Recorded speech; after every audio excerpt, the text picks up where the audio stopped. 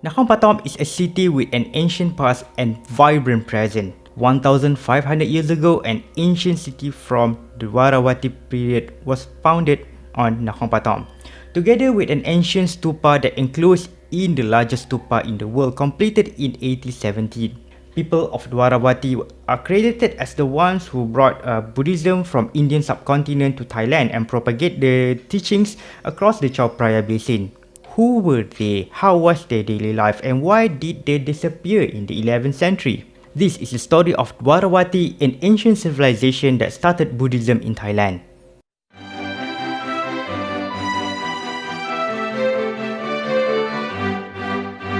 Nakhon Pathom is a Thai name equivalent of Nagara Pathama, loan words from Pali and Sanskrit languages. If you understand Malay or Hindi, you might able to guess the meaning already. Nagara Pathama is roughly translated as the first state or the first kingdom. How is Nakhon Pathom being called as the first state and not the more touristy old cities of Sukhothai or Ayutthaya? Nakhon Pathom contains several ancient stupas and the largest of ancient moats, which were built long before the beginning of Sukhothai period in the 30th century. Until the middle of the 20th century, the exact identity of the people who built the ancient stupa is obscure and unknown. By the finding of the silver coin, which matches the archaeological findings of other sites such as in Utong in Suphan province, archaeologists and historians conclude that Nakhon Pathom is founded by an ancient civilization who first practiced and spread Buddhism in modern-day Thailand, an ancient civilization known as Dwarawati.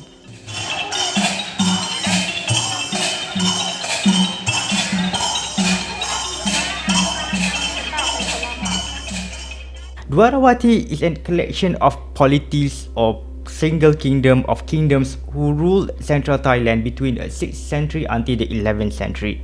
The existence of Dwarawati was known in central Thailand since medieval times, but its exact name and their social structure are shrouded by the historical mystery. There are several Western archaeologists and historians wrote of Dwarawati, while recent archaeological findings and its relations to Buddhism are mostly written in Thai language. ChatGPT, could you translate one of the articles regarding to these ancient findings? By the works of Pierre Dupont in L'archéologie monde Dwarawati, after more than 100 years of archaeological works, Nakhon Pathom is concluded as the largest and most important of all Dwarawati sites. The name of the civilization Dwarawati derived from the inscription on silver coins excavated about 800 meters west of Phra Pathom Chedi, which is the large stupa in the middle of Nakhon Pathom city.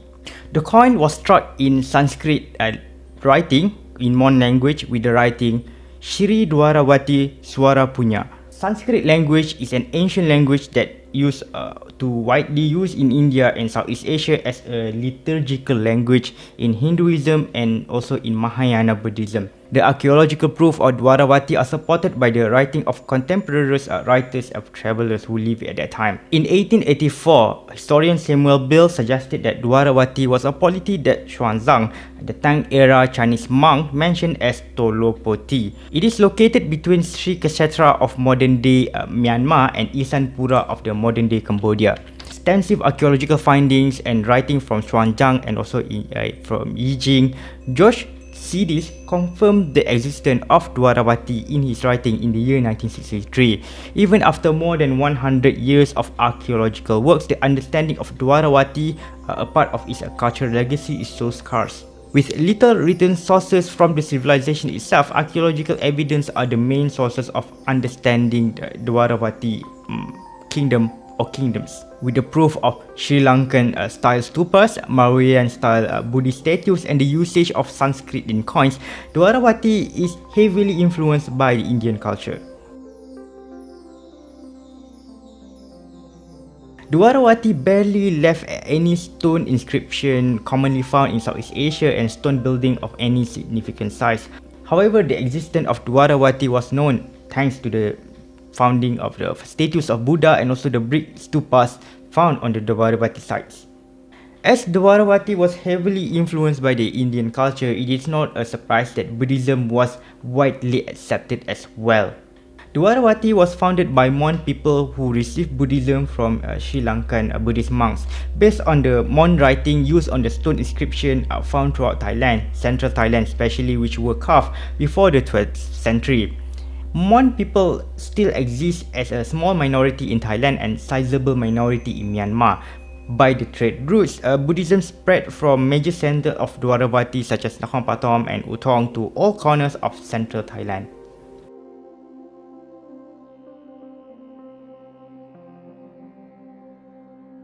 In worldly items, Dwaravati pottery shows similarity of shape and design with the Indian pottery from 5th century until the 8th century.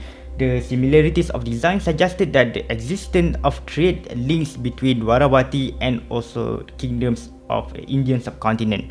Other than stupas, Dwaravati people also built moats around the cities, which is similar to post-classical Indian cities, including during the Pala Empire and the previous Gupta empires and Mauryan empires. They have moats around the cities. The Dwaravati moats were built in circular or in irregular shapes. The construction might be done seasonally by the peasants. Moats are useful for dry season when the river level is so low and the water supply is needed to feed the large population, hence the large enclosure of moats in Nakhon Pathom city. The moat is not only for defense and irrigation, it enables ships from faraway lands to safely moored by the city. With the trade links, Indian influences upon Dwaravati is extensive from Buddhism to architecture to city building, even including cattle making. Believe it or not, 1,500 years ago, Nakhon Pathom is a seaport city. How is that possible? Because the city today is in the middle of the plains.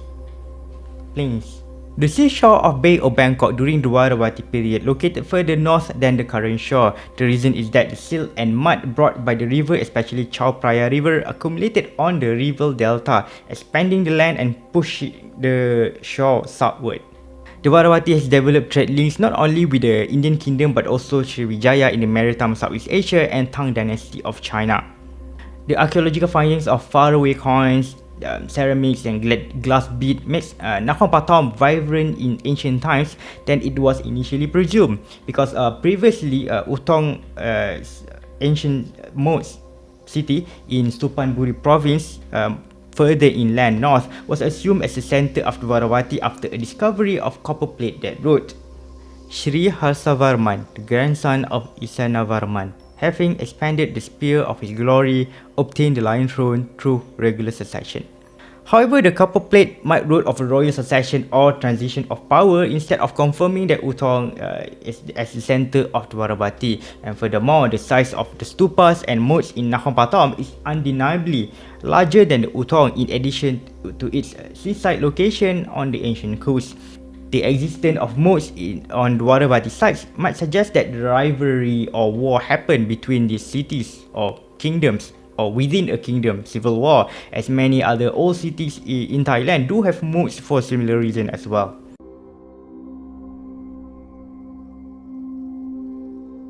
By 11th century, the expansion of Khmer Empire from the east westward to Chao Phraya Basin eventually added up the existence of Dwaravati in central Thailand. At the same time, the expansion of Bagan Empire in the modern-day Myanmar, which include part of the modern-day Western Thailand, annihilated Mon kingdoms nestled between Bagan and also Khmer struggle for power in between. And the erasure is so severe that the modern archaeologists not sure whether Dwaravati is a collection of self-ruled city-states or ruled as a single kingdom as a whole. The demise of Dwaravati in the 11th century is a beginning of the spread of Theravada Buddhism, which slowly replaced Hinduism and also syncretism with Mahayana Buddhism in the mainland Southeast Asia. Today, Theravada is the school of thought mainly practiced in Thailand today and also in the neighboring Southeast Asian countries such as Cambodia and Myanmar.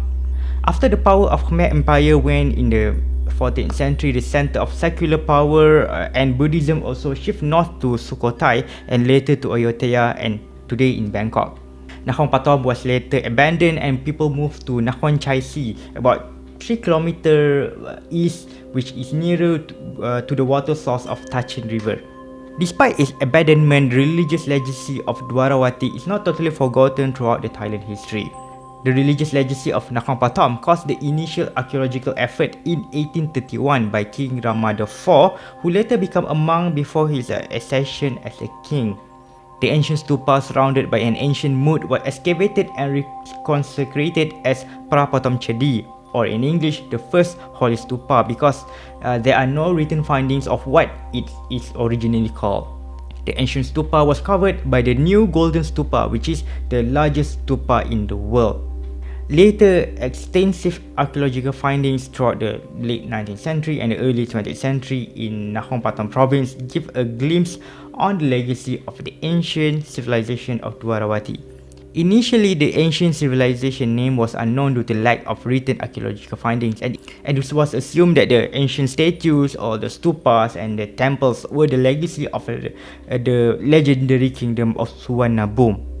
The emergence of Prapathom Chedi as a major Buddhist site caused the redevelopment of Nakhon Pathom as a provincial capital in the turn of 19th century, repopulated. And the name Nakhon Pathom was chosen as the city is the earliest major Buddhism center in Thailand, hence the first state. The redevelopment project in the middle 19th century include the new klong or canals of Chedi Bucha connecting Nakhon Pathom with Bangkok, and also the reconstruction of the ancient moats in the late 19th century. As a part of modernization, Southern Railway served the city since 1903 together with the major routes and expressways from Bangkok to the south. The ancient people of Dwarawati has totally disappeared by the tide of time, but their legacy remains as the one who started the spread of Buddhism in Thailand. Today, Nakhon Pathom is the major Buddhist pilgrimage site in Thailand, with Prapathom Chedi as the most important site of all. In addition, Nakhon Pathom is increasingly popular with the foreigners as well, 60 bahts for entry ticket in 2023, due to its proximity with Bangkok, only 1 hour away, and also with the train market at Samut Songkram.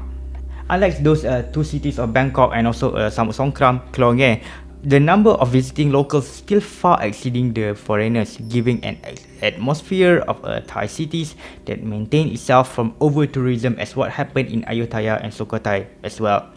Because there is a concern that the over-tourism will remove one of the most crucial elements of a major pilgrimage site, which is the locals. Regardless of the lack of World Heritage status, Prapathom Chedi is still an important Buddhist pilgrimage site in Thailand, as Prapathom Chedi is one of the top tier first-class royal temples of Thailand. Would you like to visit, or have you visited Nakhon Pathom? You can comment down below.